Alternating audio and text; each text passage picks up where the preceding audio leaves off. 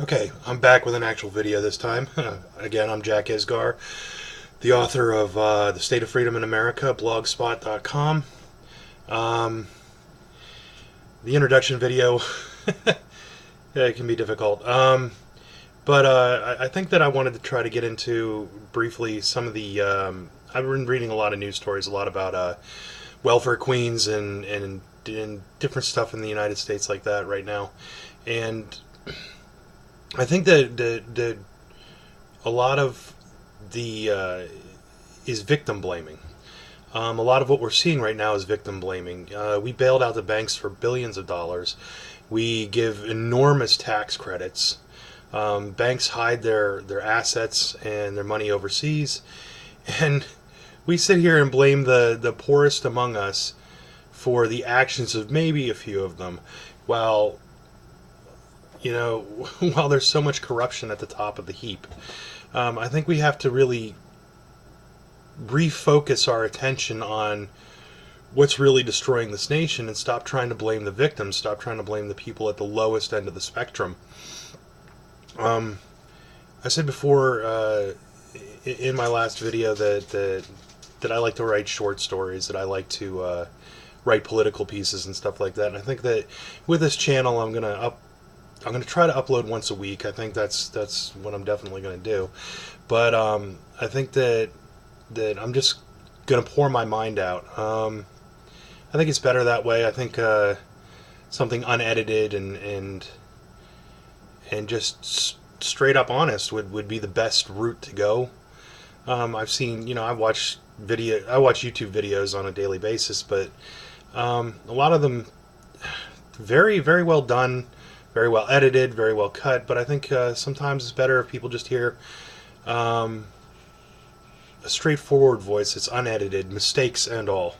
So I think that when I make my videos, that I'm going to make sure that there's no editing, that it's all the good times and the bad times, and all the good sentences and the bad sentences are all in. So there might be some stuttering, there might be some different stuff like that. But I think I wanted to touch on, I'm seeing all this stuff in the United States right now. And it's really disappointing to see how we've actually shifted the blame from the people that are actually doing the damage to the people who can't even defend themselves, or have the poorest lot in life. And I think we really need to examine what we're doing as a nation. I read stories every day about how like the mega banks hide their money overseas so they can avoid taxes, or how many political contributions go into all these presidential and Senate and political campaigns. Yet we're blaming poor people because they might use food stamps to buy something nice, that they don't normally get. You don't get much for food stamps, okay? You get hardly anything. And, I mean, you're lucky to get maybe $7 a day of food, and whenever you see a person using food stamps to buy a large amount of food, because they're buying their food for the month, it's they don't really get an opportunity to buy some of the nicer things. And I know that a lot of these people, like, one of the biggest complaints is, like, I see these big fat people buying all this food, and then they're paying for it all with food stamps. Well, I mean, you can't really afford food that's really healthy for you. You have to. The cheapest food out there is the food that's the crappiest, and that's the most unhealthy for you. And you're going to put on weight when you're eating nothing but carbohydrates, because the carbohydrates are all you can afford, and you can't really buy all the really nice stuff. And yes, there's people out there who abuse the system. Any system we have, people are going to abuse it. Look at the people at the top. But the people at the top are doing far more damage than the people at the bottom are doing, and I think we really need to recognize that, and we need to we need to stop blaming the victims for the actions of the upper echelon or the affluent in the country. And I really think that we have misplaced anger in these things. And I think we need to really take a step back and re-examine our feelings on the situation.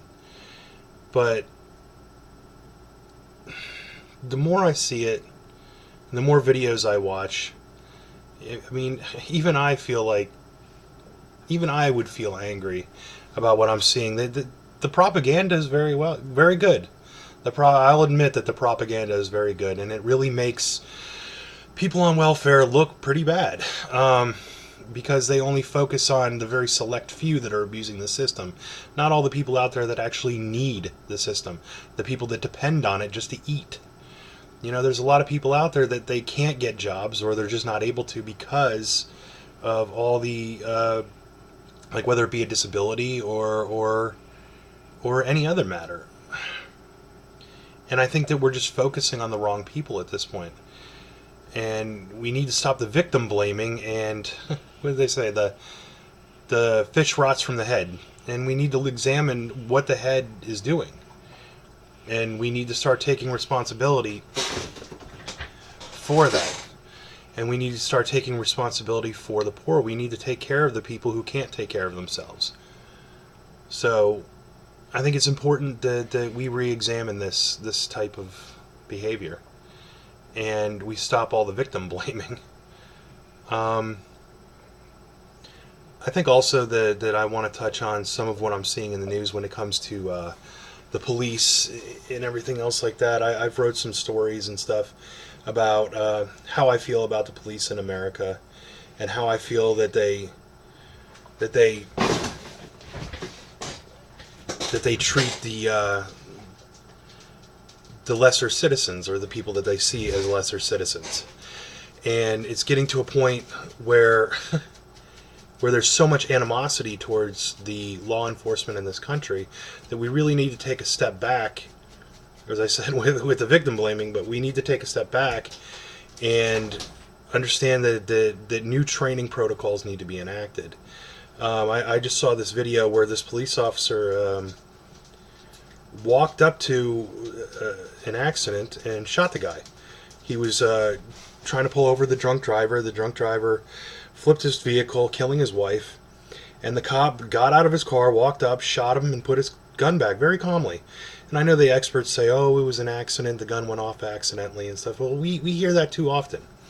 We hear too often about the police departments, oh, this was an accident, this was unintentional, if I had accidentally shot somebody, I'd be put up on involuntary manslaughter charges. This police officer should not be allowed on the road.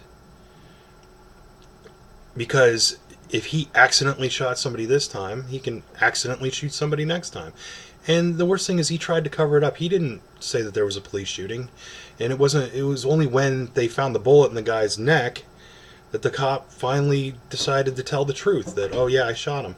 But when I saw the video, it was very disturbing. It didn't look like an accident.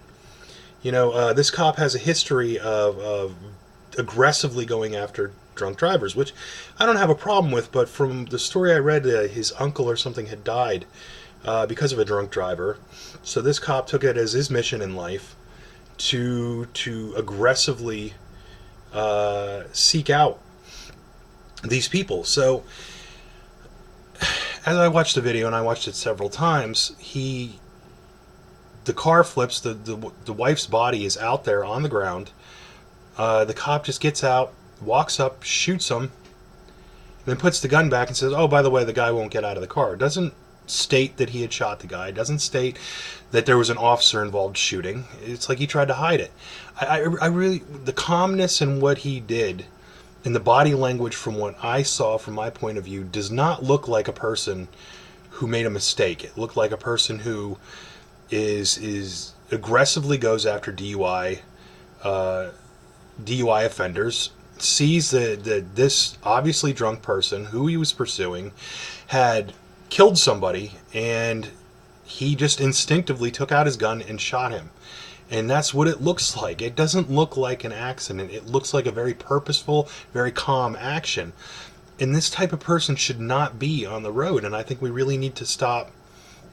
I think we really need to examine this a lot further and stop sitting here and trying to make excuses for what these police officers are doing. If he had not been a police officer, he would be in jail right now. It's that simple.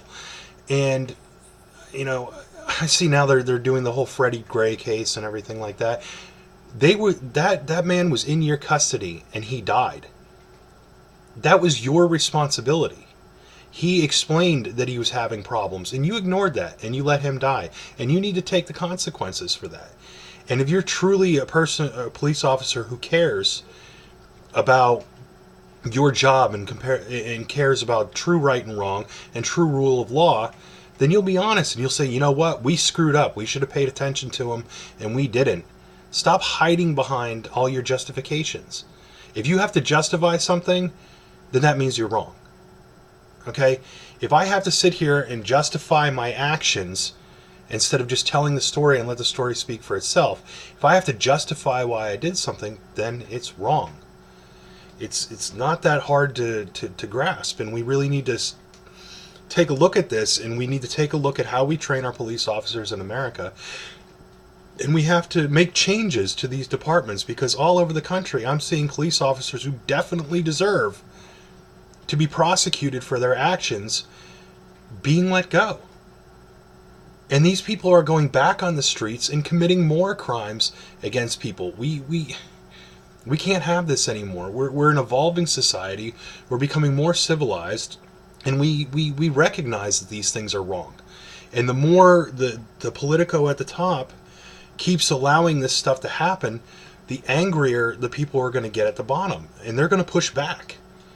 And you think that you have control over these people, but you don't.